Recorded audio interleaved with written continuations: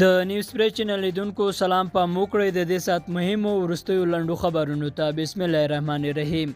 هلمند کې هوایي برید د 5 ملکیانو ژوند اخیستی دی. په هلمند کې په یوه هوایي برید کې 5 ملکي وګړي وژل شوي دي.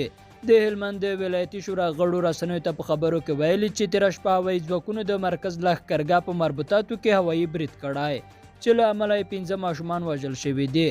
د برید له امله 5 کسان ټاپیان هم دي چې ښځې او ماشومان پکې شامل دي. دوی په دې اړه د پلټنو غوښتنه کوي او وایي چې عاملین باید د قانون منګولو ته وسپارل شي. افغان حکومت تر اوسه پورې په دې اړه څه نه دي ویلي. بلخوا د وروزګان والي وایي د طالبانو بریدونو کې 15 سرتیري او 11 طالبان وژل شوي. د وروزګان والي وایي چې په دغه ولایت کې د طالبانو د بریدونو په ترڅ کې 15 افغان سرتیري او 11 طالبان وژل شوي دي.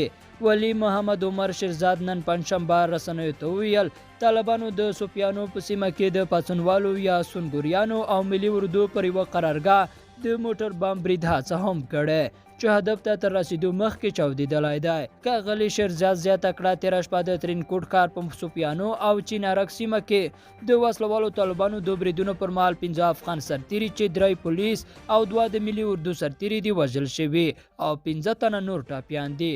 په دې بریدونو کې 11 طالبان هم وژل شوي او 14 نور ټاپیان دي. او په بلخ کې د غیر مسؤله وسلوالو قماندان سره نښته کې 2 تنه وژل شوي. په بلخ ولایت کې له پولیسو سره د یوه غیر مسؤل وسلوال قماندان په نښته کې 2 تنه وژل شوي او 15 نور نیول شوي دي. د بلخ د امنیه قماندانۍ وینده دلشاه عادل وایي د لوی څارنوالۍ د حکم پر اساس ځانګړو پولیسو تېره شپه په مارمل ولسوالۍ کې پوځي عملیات وکړل چې د غیر مسؤله وسلوالو قماندان له مقاومت سره مخامخ شول. د نیوز پری چینل لیدونکو دا تر دې مهاله لنډ او مهم خبرونه چې مو واورېدل. تر بیا ښې چارې الله مو مال.